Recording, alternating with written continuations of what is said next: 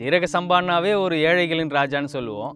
அதுலேயும் குறிப்பாக பார்த்தீங்கன்னா, வாசனை வந்து பக்கத்து வீடுகளுக்கு போகுதுன்னாவே அதோடைய பிரத்யேகமாக பார்த்தீங்கன்னா, ஜீரக சம்பாவுடைய தன்மை வந்து ரொம்ப அளப்பரியதுன்னு சொல்லலாம். அதே போல் சீக்கிரமாக ஜீரண தன்மையை அடைஞ்சிரும். வயசானவங்களிலிருந்து குழந்தைகளிலிருந்து அதை சாப்பிட்லாம், எளிமையாக சாப்பிட முடியும். இது இந்த மாதிரியான ஒரு மிகச்சிறந்த ஒரு அரிசியாக அதை பார்க்கலாம். அதே போல் கம்பன் வீட்டு கட்டுத்தறியும் கவிப்பாடும்னு ஒரு பாட்டு இருக்கு இல்லையா, அது இந்த அரிசிகளை பார்த்து தான், இந்த நெல்மணிகளை பார்த்து தான் அதை சொல்லியிருக்கிறாங்க.